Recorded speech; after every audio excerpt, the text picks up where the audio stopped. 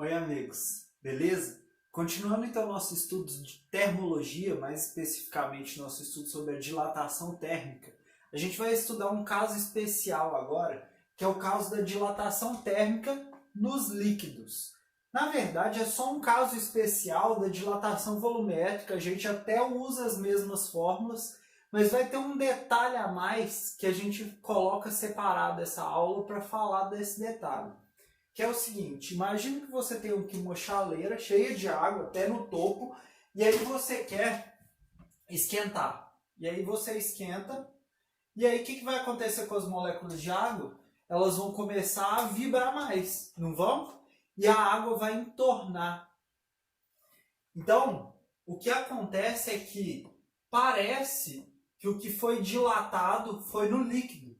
Eu vou pegar aqui um potinho aqui, ó, para a gente ver. Ele vai encher esse potinho e aparentemente foi o que o líquido dilatou. Eu chamo de ΔV aparente, ΔVAP, variação de volume aparente.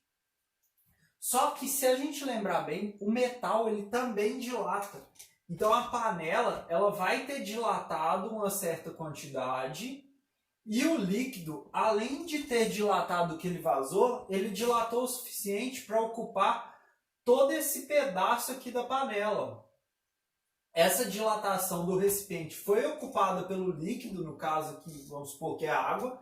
Então é o ΔV do recipiente, mais o ΔV aparente, que é só o que vazou, que é o que a gente realmente percebe, é o ΔV real. Então a água, ela não dilatou só o que vaza, ela dilatou o que o recipiente dilatou mais o que vazou. Então, é o ΔV do recipiente mais o ΔV aparente, que é o que transbordou. Esses cálculos têm vários exercícios bem complicados envolvendo a dilatação nos líquidos. Aqui eu quero só que você entenda o conceito. O importante é aplicar as fórmulas da dilatação volumétrica nesse contexto de líquidos, lembrando dessa ideia, que a água ela não dilata só o que vaza, ou qualquer líquido, ele não dilata só o que vaza.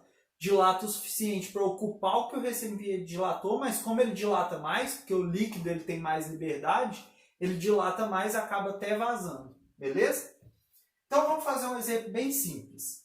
O recipiente dilatou 10 centímetros cúbicos. Isso geralmente vai pedir um cálculo, tá? Você vai chegar nesse resultado. Esse 10 centímetros cúbicos aqui seria o ΔVREC, o ΔV do recipiente. Transbordaram 5 centímetros cúbicos de líquido. Então, quando transbordou é que vazou, né? Vou colocar aqui até entre parênteses, ó, vazou ou vazaram, né? 5 centímetros cúbicos de líquido. Esses 5 centímetros cúbicos aqui é o ΔV aparente. É o que vazou. Qual que foi a dilatação real do líquido? A dilatação real desse líquido foi a dilatação do recipiente, que foi 10, mais a dilatação aparente, que foi 5. Total, então, 15 centímetros cúbicos. Se você conseguir perceber que é só aplicar essa fórmula duas vezes, porque o líquido ele tem mais liberdade e dilata mais que o recipiente, o suficiente para ocupar o que o recipiente dilatou, mais para vazar, você não precisa se preocupar que vai interpretar fácil os exemplos referentes à dilatação dos líquidos, beleza? Vamos fazer mais uma observação que é do comportamento da água. Tem uma parte da temperatura, uma faixa de temperatura, que a água ela se comporta de um jeito diferente. Como é que é isso? Já vou escrever aqui para vocês. Então, o que acontece com a água de diferente? A água tem um comportamento que a gente fala que é um comportamento anômalo. O que é anômalo? É de anormal mesmo. Não é o normal acontecer isso que acontece com a água. Então, ela de 4 para 0, ou seja, quando você resfria a água nessa faixa de temperatura, a tendência seria que diminuísse o volume, porque está resfriando. Só que o comportamento da água é o contrário nessa faixa de temperatura, ela aumenta de volume. Quando ela congela ainda, ela aumenta mais cerca de 10% aqui de seu volume devido às pontes de hidrogênio, que é o tipo especial de ligação covalente que vocês vão estudar lá na química. Então olha aqui como é que fica o gráfico. Eu vou marcar aqui, ó, temperatura 0 graus Celsius, aqui, temperatura 4 graus Celsius.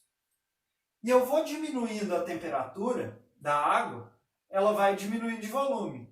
Quando chega no 4, especificamente, ela começa a aumentar de volume, porque começam a se formar essas ligações que a gente falou, de pontes de hidrogênio.